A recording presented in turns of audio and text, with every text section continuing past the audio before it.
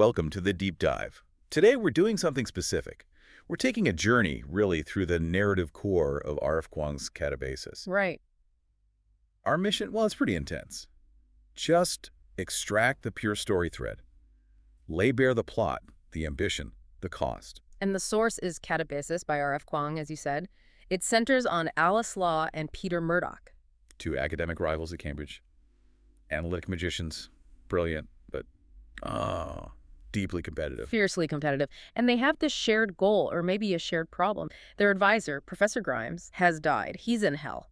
And they feel they have to go get him back. A rescue mission to hell. Exactly. But the cost, well, it's steep. The incantation itself, it's blood magic, and it demands half the remaining lifespan. Like half their life. How much do they figure that is? They estimate around 30 years each. Gone. Just like that. 30 years. Ah. Just to get back this advisor who sounds like he was, frankly, manipulative. Yeah. Tyrant might not be too strong a word sometimes. Yeah. But you also have this dynamic between Alice and Peter heating up immediately.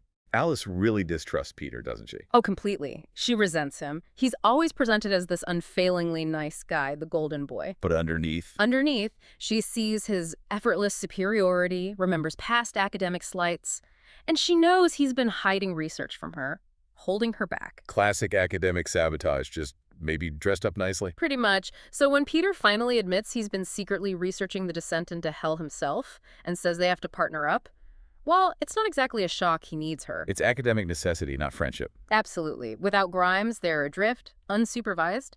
So they pool their knowledge, perform this horrifying spell. And lose 30 years, stepping through the portal. The moment they arrive, Alice feels this brief elation. It actually worked. But then reality hits. Or, well, hell's reality. Yeah. And it's not what you might expect. Not at all. No fire, no brimstone. It's described as these endless gray fields, vast plains under a dark red sky. And the smell. Just dust. Only dust.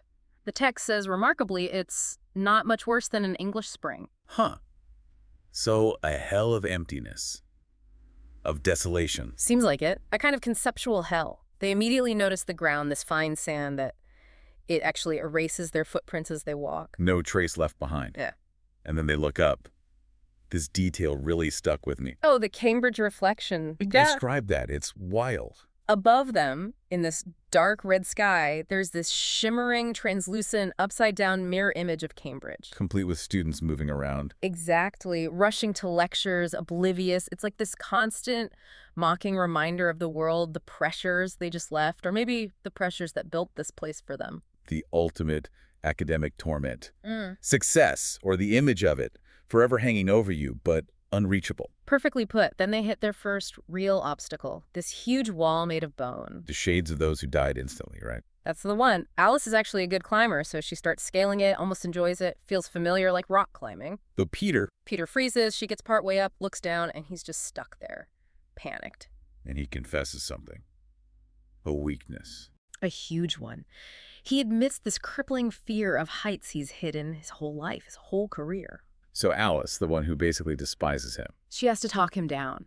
Or, rather, talk him up. Guide him through it, step by step, forcing that connection, breaking through his panic just enough for him to keep climbing. That shared vulnerability, forced intimacy. It must change things.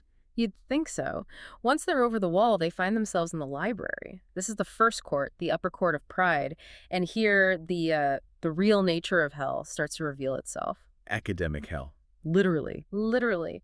They meet the shade of the philosopher George Edward Moore, and he lays it out for them. How does it work? Hell is governed by academic bureaucracy. Shades get, transcripts based on their main sin. You have to pass the court of pride to get to desire, then greed, and so on. So it's like progressing through degree requirements, but for damnation. Precisely.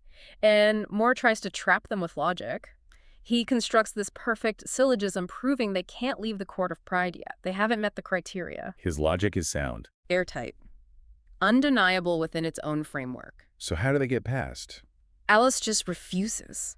She doesn't try to find a flaw in his reasoning. She just declares, I refuse to accept the conclusion. She breaks logic with sheer willpower. Basically, yeah. Right. It shatters Moore's construct, and the gates open. It's a fantastic moment. Pure stubbornness defeating perfect reason. Okay, so they beat the external logic trap, but then immediately face an internal one. The river Lethe. Ah, the Lethe. It looks like this vast expanse of black liquid. But if you stare into... Do you see your memories? You do. But it's not for nostalgia. It's oblivion calling. It offers this profound relief, the end of consciousness, of identity. And Alice is tempted. Immediately drawn in, she feels her mind start to deflate, wanting desperately to shed the weight of who she is, all the ambition, the stress. The academic self she fought so hard for is now the thing she wants to dissolve. Exactly. The temptation of nothingness is almost overwhelming. But Peter steps in, again. Yes. The guy she distrusts, he saves her. He grabs her hard, makes her focus. He forces her to chant her name, her identity, over and over. I am Alice Law. I am a postgraduate at Cambridge. He literally pulls her back from the brink of self-annihilation, reminding her of the very identity she was about to discard. Okay, so they survived pride, survived the Lethe's temptation. Where next? On to the court of desire. And this one takes the form of, well, a student dormitory hallway, endlessly long. A dorm. What's the torment there? Compulsive repetition. They see shades trapped in these endless loops of base desire. Addiction, vulgarity, just raw impulse acted out again and again without thought. And Alice's reaction? Pure revulsion. Not fear, but disgust. It's the lack of control, the absence of intellect that gets to her. She runs outside and is physically sick, throws up in the dust. It's the loss of that analytical control she values so much. Yeah. But outside, things get worse, right? Their main tool starts failing. Yes, this is crucial. Their analytic magic, the chalk formulas they use to manipulate reality, it doesn't work here. Why not? The hell silt, the very ground they stand on, it just absorbs the chalk. The highest quality, most potent chalk just faded away, absorbed it all. So their logic, their spells, their whole way of operating, useless. Completely useless. And that's when they realize they're truly vulnerable, especially to these skeletal creatures, the bone things that have been stalking them. And in that moment of weakness, they meet someone. Or something. The Weaver Girl. A deity, maybe. She guards this dangerous bridge and offers safe passage, but there's a test of faith or maybe love. What's the test? A simple choice, symbolized by 2 apples.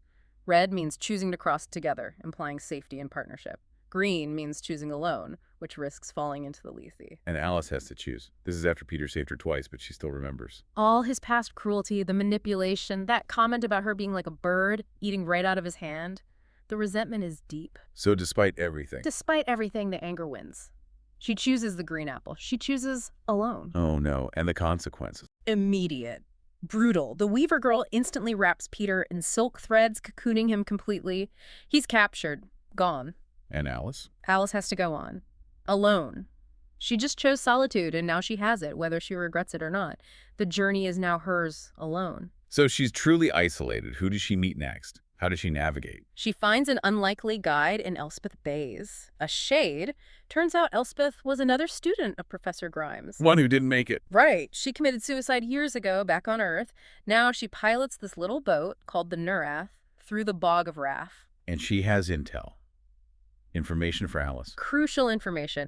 Elspeth reveals those bone things chasing Alice aren't actually demons. What are they then? They're creations, magical constructs made by the Kripkes. Kripkes, who are they? A pair of American magicians, illusionists apparently. They also tried the journey down to hell, failed to get back, and are now sort of rogue agents down there hunting living visitors like Alice. And Elspeth tells Alice something truly terrifying about dying in hell. Yes.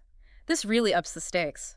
Dying here isn't just dying, it's total annihilation of the self. No reincarnation, no escape, just gone. Forever. Existence itself is on the line, not just those 30 years. Exactly. But even helping Alice, Elspeth has her limits.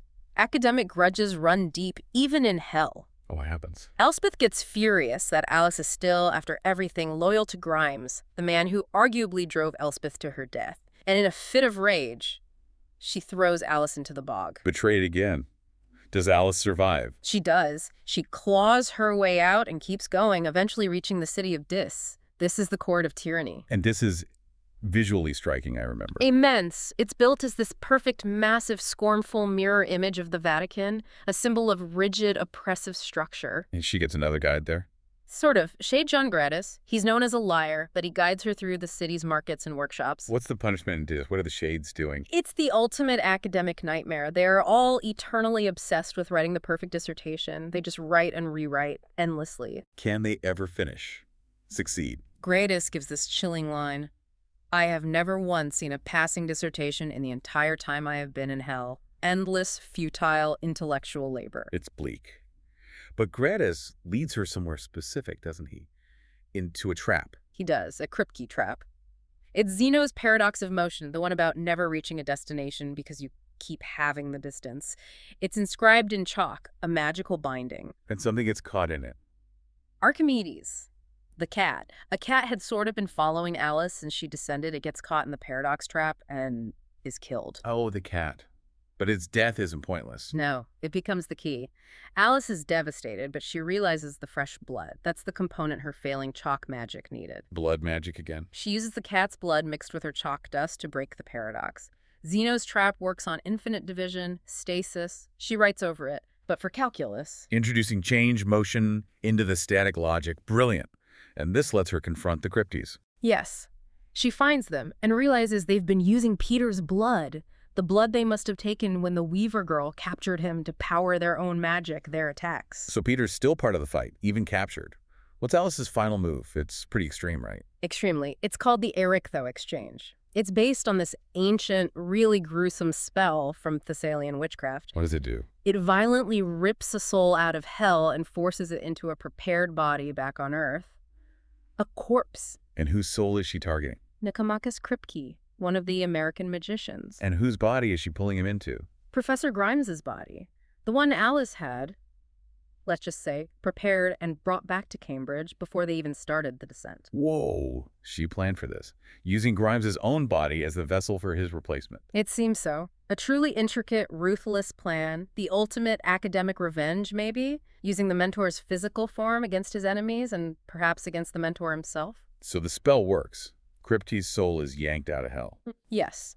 In the aftermath, Alice actually gets a moment of cleansing. Elspeth reappears, seems to have forgiven her, and gives her some lethe water not to forget, but maybe to purify. Then Alice finally reaches the end. King Yama, the Lord of Hell. The final judgment. How does she pass? Yama's test is surprisingly simple, yet profound. The only way to confess, the only way to pass, is to tell the truth. Just unvarnished truth. And Grimes's soul is there, summoned. Summoned, trapped in a pentagram, looking utterly desperate. But even now, facing the Lord of Hell, his ego is incredible. He still complains. He confesses he didn't actually wait for them to rescue him. He wanted to linger longer in hell, apparently. To smell the roses, he says. And he still criticizes Alice for being too results-driven for her rush. Unbelievable, Yeah. even in damnation. So what's the final step for Alice? She completes the Erichtho spell, forces Grimes's soul, the complaining narcissistic soul, into Nicomachus Kripke's original body, which is now back on Earth. Grimes is trapped, essentially, in his rival's form, still consumed by himself. And King Yama's reaction to all this? Academic backstabbing and soul swapping. He's amused, thoroughly amused by the whole spectacle. He offers them a deal. What's the deal? Half the years back. They get 15 years of their stolen lifespan returned and passage home. Peter is released. Peter's released from the silk cocoon, and together they climb the staircase leading up back to the world of the living, a staircase that dissolves behind them as they ascend. They made it. Changed, obviously, but alive. And those last lines between them, they really capture that shift, don't they? They do. Peter, already thinking practically or perhaps anxiously, says, "Wonder if we'll ever get jobs now." And Alice, seeing the potential, replies, "We could write about hell. Make that the dissertation." Then Peter pushes it, tests the new dynamic. "You're biased. You're in love with me." And Alice doesn't deny it. She just says, "Hush. You can't just go around telling everyone." Acceptance. A new shared reality forged in hell. so thinking about this for you, the listener, what's really fascinating is how they survived. They started out as these hyperlogical, analytic magicians. Right, relying on theorems, on proofs, on chalk magic. But none of that ultimately saved them. What did? It was the messy stuff, the human stuff, Peter's fear on the wall, Alice's blinding rage, her resentment, but also eventually her trust, maybe even her love for Peter. Those illogical emotional vulnerabilities were stronger than any spell. They had to ditch the rules of their old world, that academic hell they came from, to survive the literal one. Exactly. They found freedom not in some perfect logical deduction, but in, well, radical emotional attachment. And telling the truth, as Yama demanded, and building something new together out of the wreckage. Which leaves us with a final thought for you. When you're trying to escape a system, any kind of constructed hell, maybe a job, an expectation, even an old rivalry, does true escape mean abandoning logic? Does it require embracing that messy, radical, emotional connection instead? Something to think about. Where does logic end, and where does survival of the humankind truly begin?